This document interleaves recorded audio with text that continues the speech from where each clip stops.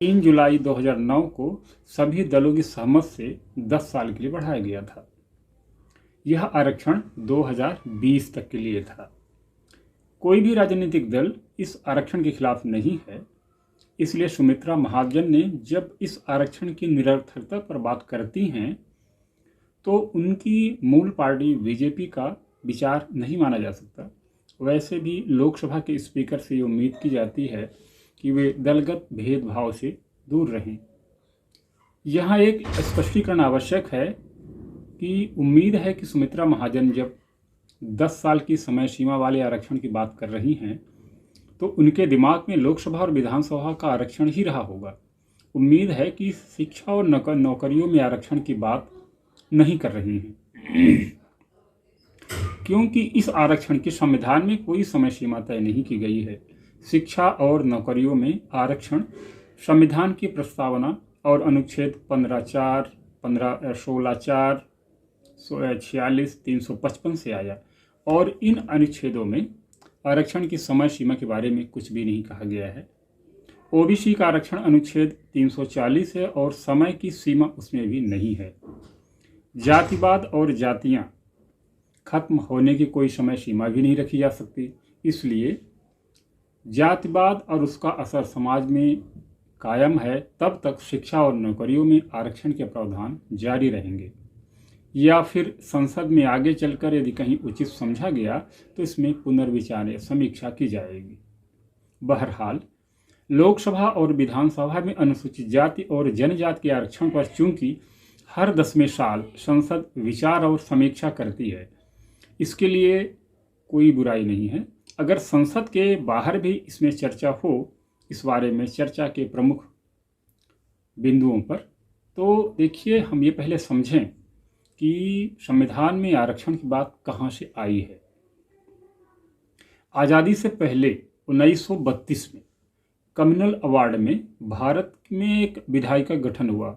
ये गोलमेज सम्मेलन और लंदन की बात है। सवर्ण हिंदुओं और मुसलमानों, सिखों, ईसाइयों आदि के साथ ही अनटचेबल यानी तत्कालीन अछूत जातियों के लिए एक सेपरेट इलेक्टोरेट यानी पृथक निर्वाचन का प्रावधान किया गया था। ये भीमराव अंबेडकर की वो थी, स्कीम थी। इसके तहत अछूत जातियों के लोग अपना वोट डालने के लिए अपना प्रतिनिधि चुनते थे। इसके अलावा वे सामान्य सीट पर भी वोट डालने का हकदार रखते थे। बाबा साहब भीमराव अंबेडकर इससे पहले लंदन में हुई राउंड टेबल कॉन्फ्रेंस के सेपरेट इलेक्टोरेट के समर्थन में एक अभियान चला रहे थे। उनका ये मानना था कि इन वर्गों का हित सवर्ण हिंदुओं के हाथों में सुरक्षित नहीं है। कम्युनल अवार्ड में अछूतों के सेपरेट इलेक्टोरेट को गांधी ने हिंदू एकता के खिलाफ माना और इसके खिलाफ वो अनशन पर बैठ गए। दरअसल बात ये थी कि बाबा साहब भीमराव अंबेडकर ये चाहते थे कि ये जो दलित वर्ग है, दलित वर्ग अपना नेता चुने, लेकिन ये टेक्निकली संभव नहीं हो पाता है, इसलिए कि भाई ये जो हमारे दलित भाई हैं उनका अपना अलग क्षेत्र तो है नहीं, वो सब लोगों के बीच ही रह रहे हैं। तो ऐसे में चुनाव 2 बार किया जाए। समझने की बात ये है कि जैसे मान लीजिए कि कोई यदि ऐसा विधानसभा या लोकसभा क्षेत्र हो जहाँ केवल एक ही समुदाय के लोग रह रहे हो तो अपने नेता का चुनाव बिल्कुल कर सकते हैं। लेकिन यदि वहाँ सभी तरह के लोग हैं तो और वो क्षेत्र सबका है तो ऐसे में सबका सहयोग अनिवार्य हो जाता है।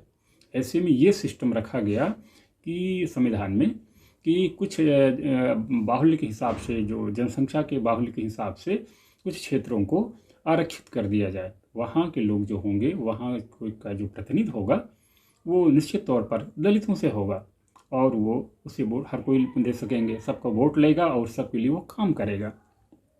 वर्तमान में व्यवस्था इस तरह की है। तो दरअसल दिक्कत यहाँ जा रही है कि इस व्यवस्था में जो कमियाँ गिनाई जा रही हैं लोग, इसमें कमी क्या है। तो दरअसल सुरक्षित सीटों पर कैंडिडेट तो सिर्फ आरक्षित वर्ग के होंगे, सही है। यदि आपका कोई विधानसभा या लोकसभा क्षेत्र आरक्षित है तो उसका कैंडिडेट तो आपके उसी समाज से होगा।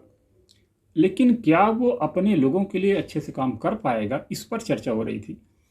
देखिए, ज़्यादातर वोटर अन्य तबके से होंगे, ज़्यादा इनकी संख्या कम है, यानी सुरक्षित सीटों से जो चुन के जाएगा वो बेशक आरक्षित वर्ग से तो होगा, लेकिन उसके चुने जाने में अनारक्षित वर्ग की भूमिका अहम होगी। समझना ये है कि जैसे किसी क्षेत्र से जो कैंडिडेट है उसे वोट तो सभी वर्गों का लेना है और ज़्यादातर अनारक्षित वर्गों के वोट लेने हैं। ये अनुमान मिसाल के तौर पर अनुसूचित जाति के आरक्षित किसी सीट पर अगर अनुसूचित जाति का 20% वोट है तो उस सीट का फैसला वे 80% वोटर न करेंगे जो अन्य समुदाय के होंगे और उनके मन की करना पड़ेगा। जब उनके मन की करना पड़ेगा तो कोई मतलब ही नहीं रह गया आरक्षण का, वो तो उनके अनुसार काम करेंगे तो उनके आदमी हो गए, 80% लोगों के आदमी हो गया ना वो व्यक्ति, क्योंकि वो 80% के वोटों से ही जीतेगा, उनके मन का करेगा, उनके हिसाब से ही करेगा, तो वो आरक्षण वर्ग का रह कैसे गया। जाहिर है कि ऐसे कैंडिडेट अपने तबकों के हित की बात खुलकर नहीं कर पाएंगे, क्योंकि ऐसा करते ही उनके ज़्यादा वोटर नाराज हो जाएंगे। अनुसूचित जाति या जनजाति के लिए जोरदार तरीके से आवाज़ उठाने वाला कोई भी नेता सुरक्षित सीट से चुनाव जीत पाए, इसकी उम्मीद ही नहीं है। मतलब कहने का कि जो आरक्षित सीटें हैं तो जिन वर्गों के लिए वो आरक्षित हैं उनके वोट से तो आपका नेता जीतेगा नहीं, उसे दूसरे वर्गों की ज़रूरत पड़ेगी तो उनके लिए उनकी बात मानेगा, उनके लिए काम करेगा, तो वो तो सबका हो गया, तो आरक्षण का कोई मतलब नहीं रहा। आरक्षित सीटों से चुने गए लोगों को पूना पैक्ट की दुर्बल या विकलांग संतान कहा गया। इस आरक्षण की वजह से अनुसूचित जाति जनजाति के लोग संसद और विधानसभा पहुंच रहे हैं, लेकिन ये प्रतिनिधि अपने वर्गों के हितों की रक्षा में सक्षम नहीं है। ऐसा देखा गया है कि आरक्षित या वंचित तबका के हित में ये जनप्रतिनिधि नहीं मूल खो पाते हैं। दल बदल निरोधक कानून 1985 में अनुसूचित जाति और जनजाति के सांसदों विधायकों की बची कुछ उपयोगिता और स्वायत्ता भी नष्ट कर दी गई। इस कानून की वजह से सांसद और विधायक दलों में अनुशासन में इस कदर बढ़ गए कि अपने समुदाय के लोगों के बारे में उसी हद तक जा सकते हैं जितना कि लोग इजाज़त देते हैं।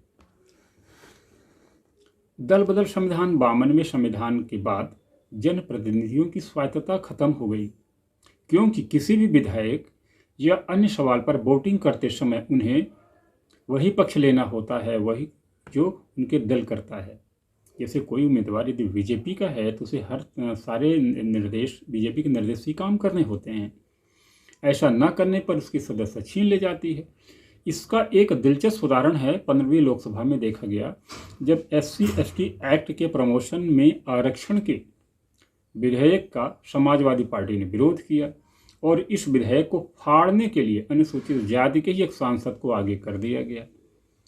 उस सांसद ने अपनी जात के हित का विधेयक फाड़ भी दिया, क्योंकि उसे मालूम था उसका चुना जाना उसकी जात के लोग तय नहीं कर रहे हैं और फिर वह दल से बंधा हुआ था। जो भी सीट अनुसूचित जाति या जनजाति के लिए आरक्षित होती है उस सीट पर उस समुदाय के लोग चुनाव लड़ते हैं। राष्ट्रपति के 1950 के एक आदेश की वजह से अनुसूचित जातियां सिर्फ हिंदू, सिख और बौद्धों में होती हैं, क्योंकि मुसलमान या ईसाई धर्म मानने वालों का अनुसूचित जाति का सर्टिफिकेट नहीं बनता, इसलिए मुसलमान या ईसाई इन सीटों पर नहीं लड़ सकते। अगर कोई दलित धर्म बदलकर मुसलमान या ईसाई बनता है तो वह इन सीटों में चुनाव लड़ने का योग्य हो जाता है। कई बार मुस्लिम बाहुल्य सीटों में भी रिजर्व कर दिया जाता है। ऐसी सीटों पर ज़्यादातर मुसलमान हो सकते हैं, लेकिन इस सीट का ज़्यादातर जनप्रतिनिधि मुसलमान नहीं हो सकता, जो लोकतंत्र के बुनियादी सिद्धांतों के खिलाफ है। इस आरक्षण पर बहस के कई और पहलू हो सकते हैं, लेकिन आश्चर्य है कि इस आरक्षण को 10 साल के लिए बढ़ाने का जो संविधान संशोधन विधेयक जब कभी आता है उस पर कोई बहस नहीं होती। लगभग आम राय से इसे पारित कर दिया जाता है। यह आम धारणा है कि यह आरक्षण ST/SC के हित में है, लेकिन वास्तविकता में इस आरक्षण से इस समुदाय का भला नहीं हो पा रहा है। ये सवाल जरूर है कि अगर इन समुदाय को लोकसभा और विधानसभा में आरक्षण नहीं होता तो क्या इन समुदाय के लोग सामान्य सीटों से चुन करके आएंगे? हो सकता है कि आरक्षण खत्म होने से लोकसभा और विधानसभा में इन तबकों की मौजूदगी घट जाएगी। इसलिए आरक्षण खत्म करने से पहले इन सब तमाम बिंदुओं पर, इन सब पहलुओं पर गंभीरता से विचार करने की ज़रूरत है। फाइनली निर्णय ये है कि 2009 में 9 सितंबर 2009 में ये जो आरक्षण के आरक्षित थे हमारे रीवा ज़िले के जो विधानसभा क्षेत्र हैं, उनका जो आरक्षण का जो समय सीमा है 2020 में ख़त्म हो जाती है। अब आगे देखना है कि क्या ये वो हमारी संसद क्या विचार करती है। इसके लिए हमें यदि 10 साल और आगे बढ़ाने की ज़रूरत पड़ती है तो संविधान में संशोधन करना होगा और सर्वसम्मति से पारित करना होगा, तब फिर ये फिर से अगले 10 साल के लिए आरक्षित हो जाएगा। देखते हैं क्या होता है। नमस्कार। तो चलते हैं पीछे चलो और बैकग्राउंड रिकॉर्डर में जाओ। 14 मिनट 35